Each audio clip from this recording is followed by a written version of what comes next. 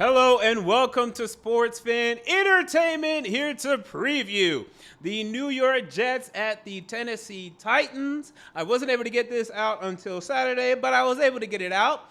By the way, much more feeling calm, better about this team and its direction after some events this week. And also after analyzing this matchup, it looks like we're getting Skylar Thompson, maybe Ryan Tannehill in week 4 against the Miami Dolphins. It does look, though, like Jordan Love might be back for week 3.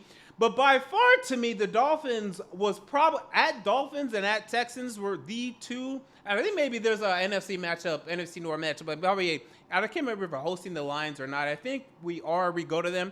Those are the 3 most difficult games on the schedule for us. So if it's Skylar Thompson and Ryan Tannehill, okay, I'll take that, because I haven't seen Skylar Thompson do anything in the NFL, and we know what Tannehill looked like last year.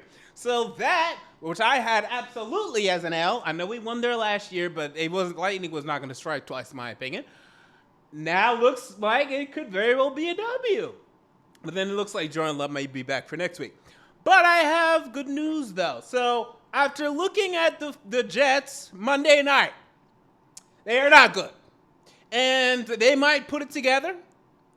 As of right now, they're not good. And I don't think they're even really close to being good. They don't have a good unit right now. They don't have a good defense. They don't have a good offense. If you want to argue that they have good corners, okay. But their corners didn't even play that well. Sauce played well. DJ Reed played well-ish. But even then, Brock Purdy was able to get first downs when he wanted, and they certainly did not do well against the run. So the Jets are not good right now. And this is the perfect time to play them at home. So let's go ahead now. Let's get to the injury report, and then we'll get to it. But there's also great news there. Look at this injury report, and you better take a picture, because this will probably be the last time you ever see of this. A clean injury report from the Tennessee Titans. There is no one questionable. There is no one out. Jamal Adams will be back. Raidens is fine. Everything is fine. Look at that. Take a picture, people. Wow, I don't know. Now, look, we made some changes to the training staff, and maybe Callahan's doing a better job of cycling these guys. They're practicing these guys, and because he didn't blow the game, the special teams, which is partly his fault, and Will Levis did last week. Callahan, so far, hey, I'm a fan. Now, on the Jets side of things, the big thing is DJ Reed. I have no offense to DJ Reed. I hope you get better soon. I don't want you to play this Sunday, and you're already hurt. So that doesn't. I'm not putting any voodoo on you so you don't play. That's huge for us. If DJ Reed does not play, I like our chances a lot more.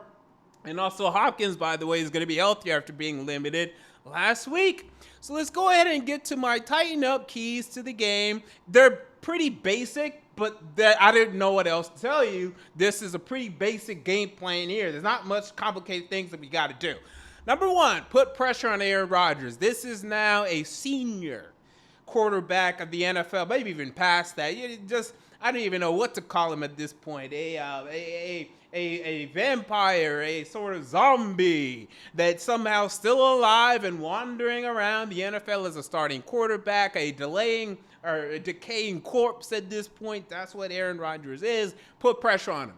It put pressure on him. He can't escape the pocket anymore. He has no more escapability pretty much at this point, at least relative to what he used to be. If you get pressure on him, he's going down. He's taking sacks.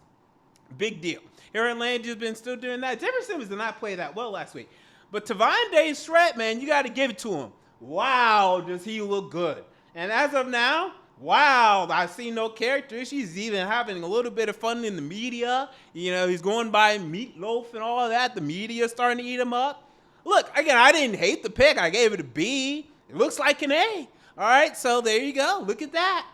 So get pressure on him. I expect Jeffrey Simmons to play better. I expect Tavondre Sweat to play better. They have Joe Tittman, who was the second-year center, but he's only second-year center there.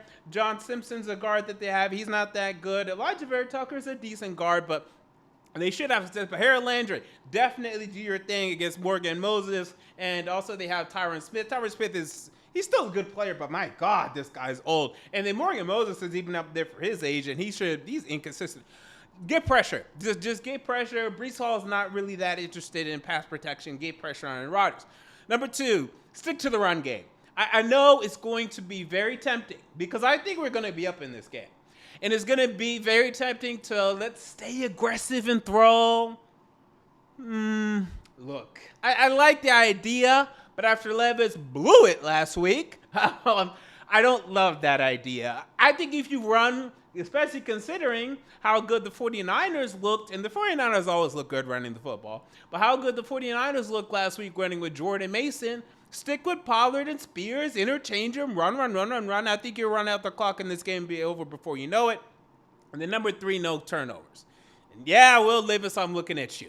All right, I'm sorry. You're on the clock, okay? Finally, we're having real discussions about Will Levis. People didn't want to have real conversations about Will Levis, but we're finally having them now. The fact of the matter is this, people. He had a great debut, and he had a great fourth quarter against the Dolphins. Outside of that, he's been okay at best. Last week, he was absolutely awful. That is now, I think that was his 8th or 9th game. And we're talking about 1.5 games. He's actually looked good to great. He even looked great in a stretch. That's not good enough. So you're on the clock. And this week, I'm not even asking you to do much. I'm not even asking you to throw a touchdown, even though I have the prop for you to have 18.5 passing touchdowns or more this year. But you're on the clock, all right? And by the way, this is very early for this. You know, the thing is with this quarterback class, I'll tell you this ahead of time. I'm not excited about any one of them. I do think that Beck and Ewers will be better prospects to me than Levis was. And probably is. But I'm not convinced yet, actually. So, definitely probably better than he was. Because they're going to be first-round picks. Levis was not a first-round pick. They're going to be first-round picks. Shedeur, I'm not interested, actually. I think he'd be a disaster here in Tennessee. With his attitude and everything that's going on, now I'm like, okay, these are actual red flags when it comes to characters and him being able to lead a football team. Even though I love the talent, I am out on Shedeur Sanders. I think the character is not there. And then Cameron Ward, I have no real idea about. And Milroe, no. Alar, I still don't know enough about. So that's it. I'm really looking at Beck and Ewers. I think they're better than Levis, honestly. I do. Even today, I actually do believe that. But I'm not so far to the point in this very early. That's why I'm saying tank for them. They're not that good. They're good. I don't think they're better than Caleb as a prospect. I don't think they're better than Trevor Lawrence as a prospect. I don't think they're better than C.J. Stroud as a prospect. I don't think they're better than Bryce Young as a prospect, even though Bryce Young has not played well and now he's a damn bust. But I don't believe that.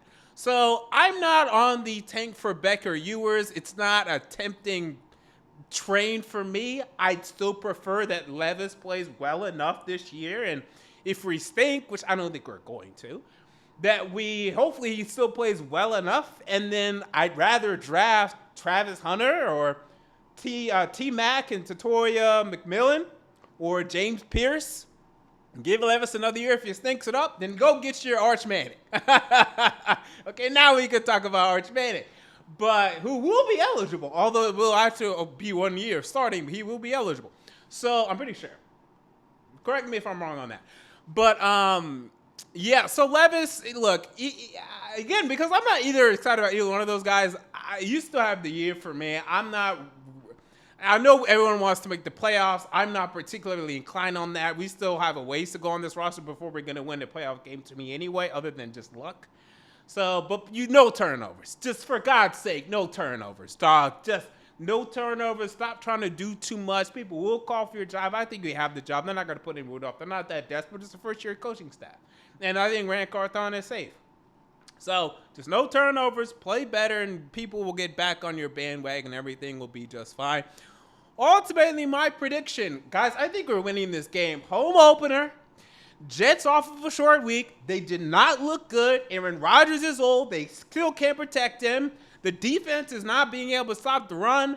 I forgot to write it in the scrolling card, but I got the Tennessee Titans winning this game. I have it, let's say, I think it's actually going to be quite decent. I'll say 26 to 17. I mean, I really think it's going to be that comfortable. I just don't have faith in the Jets right now. I think it's actually going to, I think this looks like a disaster. And I think they're going to have to move on from Rodgers. Rodgers retires, and this just ends in a whimper. It had potential. The roster was kind of there, but they never really built the line, and the defense isn't playing well.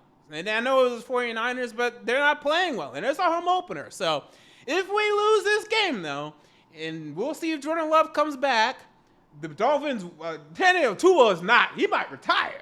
So he's not going to be there for week 4. I don't know who's going to be there, but if things go well, and then for us, and look, I don't, people make fun of me for, I'm not wishing for these guys to get injured, but if they're already injured, okay, well, I'm hoping you don't play. And I know that's petty, and that means I don't have much confidence in us. Well, sorry, I don't have that much confidence in us. Sorry, that's why I picked us to lose against the Bears, and we lost to the Bears. Sorry, just being honest. So, yeah, the leak. Play in week 3, please. Skylar Thompson, play in week 4, please. And then before you know it, we're 3-1. And then you easily could be 4-0 if Will Levis doesn't screw it up week 1. And things will be optimistic again in Nashville, Tennessee. So those are my thoughts and preview of the Tennessee Titans against the New York Jets. What are your thoughts? Comment down below. I want to know if you enjoyed the video. Make sure to like, comment, and most importantly, to subscribe. I'm out. See you all later.